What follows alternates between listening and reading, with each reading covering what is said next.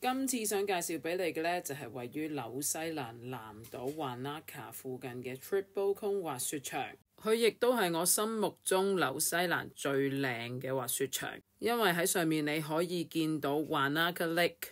咁呢，佢係有住南島最長嘅一條壓雪道，足足有4公里咁長。佢嘅垂直落差呢，亦都應該係紐西蘭滑雪場裏面最大㗎啦。咁足足有1960米。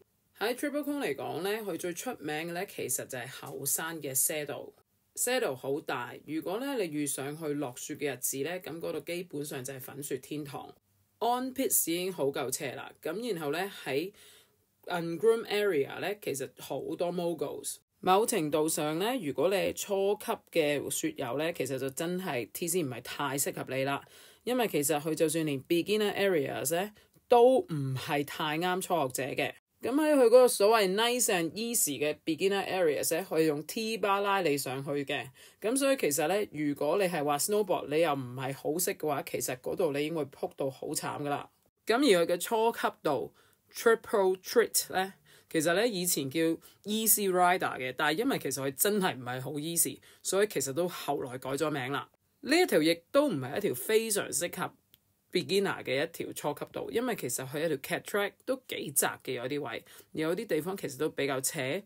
如果你話我係第1、2日嘅話，你喺嗰度你真係會幾辛苦咯。咁但係 TC 適合咩人去呢？ TC 適合去嘅人呢，其實就係如果你已經有翻中高級嘅滑行技術，然後你想再去精進你嘅滑行技術嘅話呢，咁嗰度其實非常適合你，因為個山夠斜。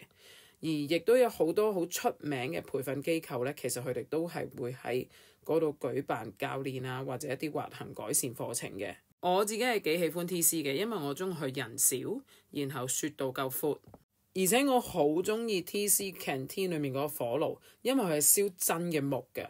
咁呢，如果呢你遇着嗰一日係好凍或者啱啱濕嘅時候呢，你可以將啲手套啊嗰啲晾喺個火爐旁邊呢，好快就乾。